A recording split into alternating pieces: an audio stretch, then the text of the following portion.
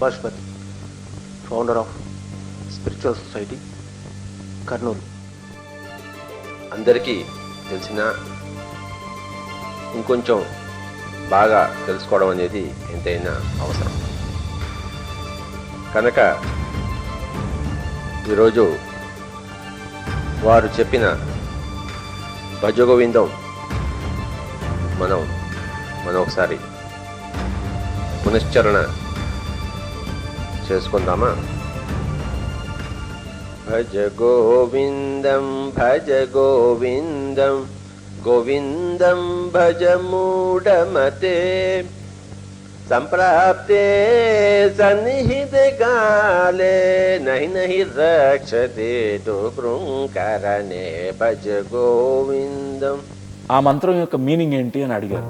అంటే ఓ దేవుడా, నన్ను సత్యం వైపుకు తీసుకువెళ్ళు, అసత్యం నుంచి సత్యం వైపు, చీకటి నుంచి వెలుగు వైపు, అజ్ఞానం నుంచి జ్ఞానం వైపు, చావు నుంచి అమృతతత్వం వైపు తీసుకువెళ్ళు దేవుడా అని ప్రార్థిస్తున్నాము. అదే ఈ మంత్రం అని చెప్పారు. ఏ దేవుడు నిన్ను కాపాడు, ఎవడు లేడు, నిన్ను నువ్వే కాపాడుకోవాలి, అందుకే ధ్యానం చేయాలి. ఆయన మైండ్లో ఒకటే, ఇంకా మళ్ళీ వేరే చోటికి పోయేది ఉండదు. ఈ జాబ్స్ వాటి మీద నాకు ఇంట్రెస్ట్ లేదు.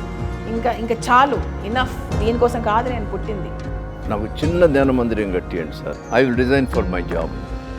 మా అక్కకి ఒకసారి ఫోన్ చేసి ఇలా ఉద్యోగం మానేసారా? నాకు భయం వేసింది, కాళ్ళు చేతులు చల్లబడిపోయినాయి. ఎందుకు ఇద్దరు ఆడపిల్లలు, జాబ్ ఎలా వదులుతావు, ఫ్యామిలీని రోడ్డు మీదకి తీసుకొస్తున్నావు.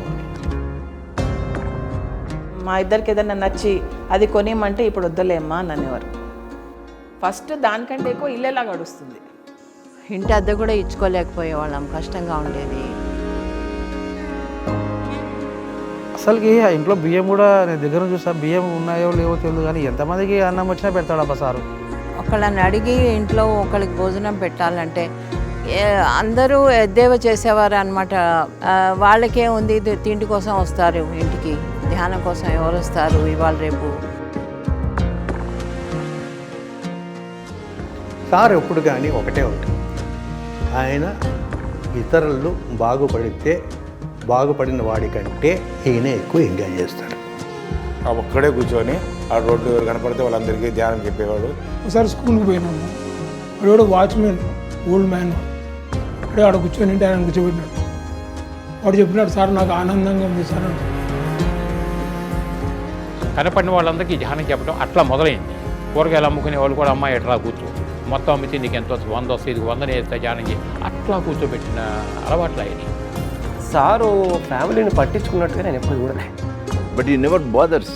పెళ్ళాం, పిల్లలు, కథ కార్ఖానం కూడా చూసేవాడు కాదు. ఆయన మెయిన్ ఫోకస్ ఓన్లీ ప్రచారం. ఇంకా కారు వెళ్తే కారా, స్కూటర్ వెళ్తే స్కూటరా, సైకిల్ అంటే సైకిల్, కొన్ని పొలాలు గట్టుమించి నడిచి కూడా తిరుగుతుండేవాళ్ళం. అప్పుడు 10 మంది, 25 మందికి మనకి లెక్కేమీ లేదు. పగలల్లా తిరగటం, ఇంటికి రావటం, వాళ్ళు ఏం పెట్టే తినటం, వాళ్ళ ఇంట్లో పడుకోవటం. దాంట్లోనే ఉన్నాడు. ఒకటే వర్షం, ఒకటే పాయింట్, ఒకటే అజెండా, ఒకటే ప్లాన్. చేస్తే ధ్యానం చేయండి, లేదంటే వెళ్ళిపోండి. శిష్యుడు అన్న సంబోధన లేదు, ఆర్థికపరమైన లావాదేవీలు లేవు. ఇప్పుడున్నవి కమర్షియల్ వెంచర్స్ రెండే, ఒకటి పాలిటిక్స్, 2 స్పిరిచువాలిటీ. మనకెందుకు రాజకీయాలు అంటే ఇది ధ్యాన ప్రచారం కోసం చేసింది కాదు. 2 రోజుల పని రాజకీయాలకు వచ్చి రాజకీయ లబ్ధి పొందుదాం అనుకొని చేశారా? నేను what I mean to say is, sir అలా మార్కెటింగ్ స్ట్రాటజీ అనే పేరుతో మనం పాలిటిక్స్లో పెడుతున్నాం, పాలిటిక్స్లో మనం సీఎం అవుతున్నాం. ఎందుకు అట్లా వాటి మాటలు మాట్లాడాలి? నేను ఒక గ్రాండ్ మాస్టరు అనను, తండ్రి అనను. ఎస్, యాజ్ అ ఫాదర్ ఆయన మాకు సెక్యూరిటీ ఇవ్వాలి, కానీ సెక్యూరిటీ ఇవ్వలేదు. ఈ కలెక్షన్స్లో కూడా డబ్బు ఇచ్చి రమ్మంటారా, కానీ ఇక్కడైతే వాళ్ళు డబ్బు ఇచ్చినప్పుడు మనం వస్తున్నాం. ఆయన కలవడానికి, ఒక మనిషిని చూడడానికి, ఒక షేక్ హ్యాండ్ ఇవ్వడానికి, ఒక కాల్ టచ్ చేయడానికి. మరి ఐ మీన్ ఇట్స్ సంథింగ్, అంటే ఇది ఒక మాటల్లో చెప్పే అచీవ్మెంట్ కాదు. నా కుటుంబం కాకుండా పోయింది. పిరమిడ్ మాస్టర్ కుటుంబమే నా కుటుంబం. నా కుటుంబంలో అందరూ శాకాహారులే, అహింసాపరులే, అందరూ ధ్యానులే, అందరూ యోగులే. అలాంటి వాళ్ళతోనే ఉండేదే నా కుటుంబం.